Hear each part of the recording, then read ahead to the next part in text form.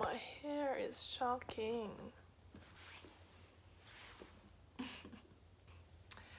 How are we all? I hope you are all doing super well. For this video tonight, I just have a controversial topic to talk about. So people might think like, clickbait, you went on The Voice, you didn't get in, whatever else. No, I didn't. First of all, I'll just start with I didn't make it. Like, I didn't get to like the next round, but I just wanted to like kind of explain like if you do audition, like what you're kind of signing up for and like what to expect. So I have mac and cheese right now, by the way. So basically, like probably like 2 or 3 weeks ago, I decided that me and my family on the Gold Coast, and I was like, I have no idea what I do when I finish school. Like, I had no idea, still don't now. And they're just like, you know what, just sign up for The Voice, whatever you got to lose. So I was like, all right, whatever. So I was filling it in, and it kind of said the end date for auditions ends on the 15th of September, and it was like the 4th of October. So I was like, oh lol, I'll still fill it in anyways, because who knows, it could surprisingly still be open. Like 2 weeks later, right, I was like going into my shift at work, and then I got an email saying, hi Claire, I'll link it here, kind of like what it said. Hi Claire, we'd like to have you for an audition for the first round of The Voice. And I was like, oh my gosh, yes, I'm so excited. Like, oh my gosh, I've been dreaming of this my whole life. Like, I couldn't think of anything better. Every child's dream, like, yes, I want to be on X Factor. Yes, I want to be on The Voice. Yes, I want to be on Australian Idol. Like, so then I told my parents, my friends, like, oh my gosh, we're so happy for you. It'll be such a good experience, like, have fun, blah, blah, blah, blah. Told a couple of friends, told a couple of family members.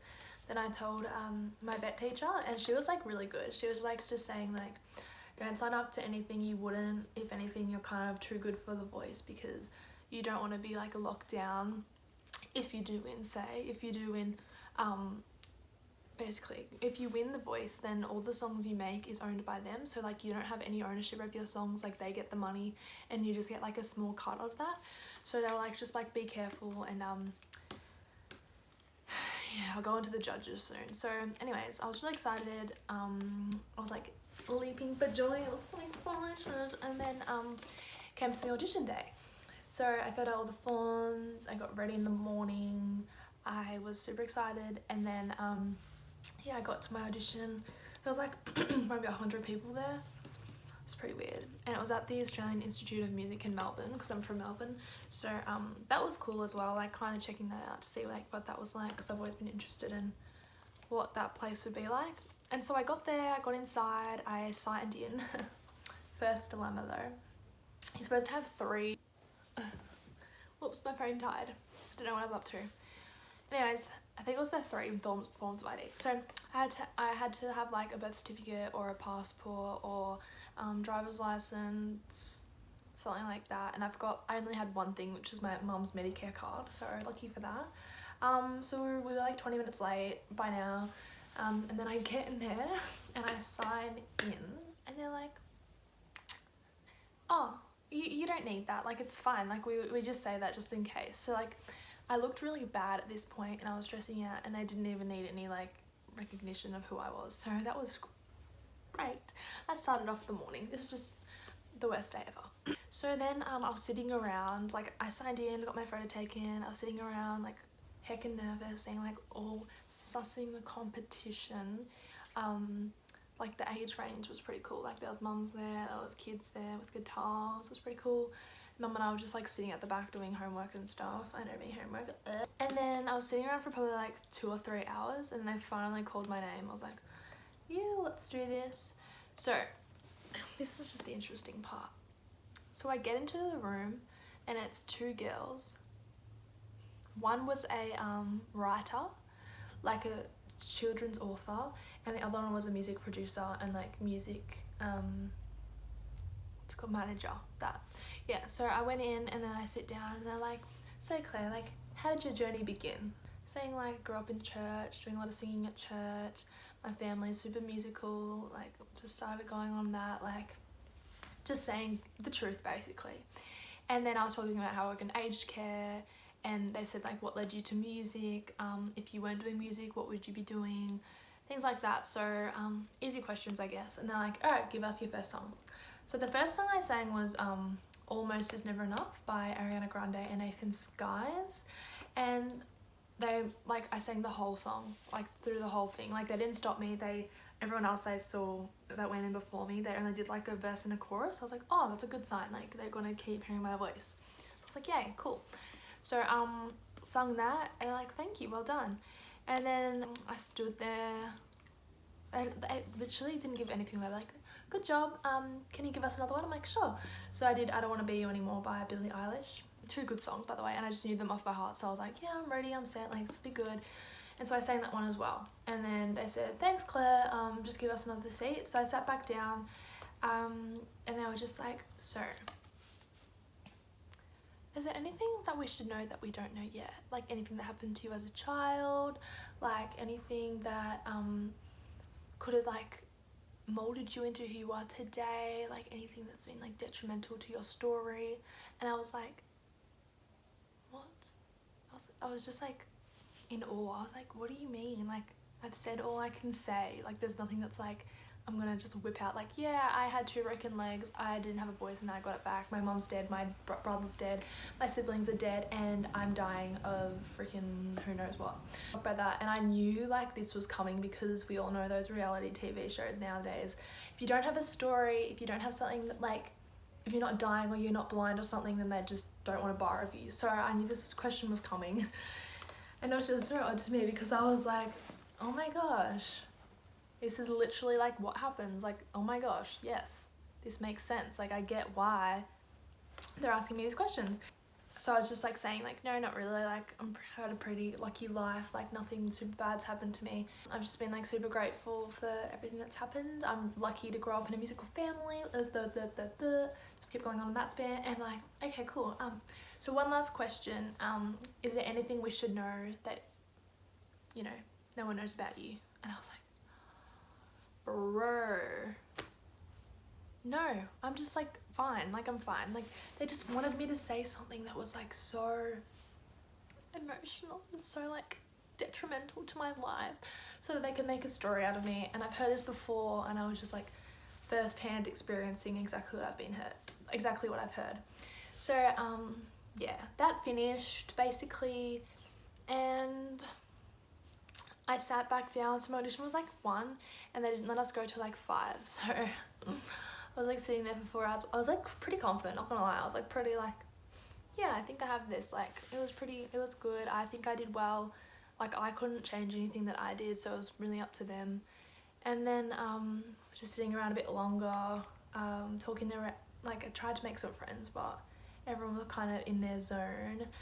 And then yeah, they came out at like 5:30, so we were like all over it. We're like, just let us know, like, did we make it or not? And then they said, you know, the typical like, this isn't the end for anyone, like it just might not be your time, we just might have too much of you on the show, like things like that. I was like, okay, now get to the point. And so they didn't call my name, they're supposed to like call the names. So I was like 5 people that went through out of probably like the 70 that were in my like area, my room. So everyone literally just like got up and left, like no one asked. And then they said, if you want to know why I didn't make it, like come up to us and ask. Like they said, come and ask if you like want some feedback. And I was like, oh yeah, I want to know like what I can improve on, like what I did wrong or why I didn't make it. And they said absolutely nothing and they just left. So that was awesome. So I have no idea like why, but then I was just like talking to other people and like mom and dad and my vet teacher and stuff, and they were like, no, like we 100% know you would have got in. Like it's very nice of them, but like they're like, we 100% know you would have got in, but your story is just not good enough. Like you need to have something that will captivate people that are watching The Voice to want to watch more or want to vote for you or want to keep you in the competition. So yeah, that's the tea. But like not gonna lie, like the people were super nice or fake, you never know really, but they were all pretty nice, and like they always like just say like give it your all, like you all like made it already by getting this audition, so blah blah blah blah blah blah blah. After that, I got the bad news I didn't make it, so that was fine. Like I was pretty alright about it, to be honest. Like we were praying beforehand, just saying like if it's meant to be, like let it be, whatever. And I didn't get in, so it's like okay, not meant to be. And then Mum's probably gonna make me cut this out, but we went outside and Mum parked a car at the front because she'd been paying for half an hour parking because she couldn't find a park anywhere else because she has a 4 drive and it's too tall, blah blah blah blah blah. Anyway, so we got out the front after I found out the news, and Mum's like, where's my car? Her car got towed away. Yes, you heard it here first. Her car got towed away from the Melbourne Institute of Music place, and we were like, oh my gosh, this day couldn't get any worse. It literally couldn't. Like, so Mum was like shook, super angry, because she's like, okay, this is gonna cost so much. And like the day before, I'm not gonna say that because she'll get really mad. Anyway, so she's like, okay, I need to call this place up. So we called. She called up, and she's like, oh, you freaking kidding me? You freaking kidding me? No. Oh, I'm talking, okay. And she's like found out how much the fine cost, and she like didn't want to tell me because obviously it was huge amount. So yeah, that was fun. And so the place that we had to go to was in Collingwood. We had to catch a tram, and then we had to walk for another half an hour, and then we got there and Mum's like, I'm gonna cry. And if anyone knows me, they know that I hate tears, I hate dramatic people, and I just don't want to borrow it. So I was like, fine, you go like do your business, whatever else, and then I'll wait at the front till you get the car. Anyways, so Mum was in there for like half an hour, 15 minutes, half an hour, and she was like sobbing her eyes out, whatever else. They wouldn't budge obviously, because you can imagine it's the city, how many people they have like her saying or having a reason for why they lost their car, why they parked where they shouldn't have, why they didn't pay quick enough. So that was funny.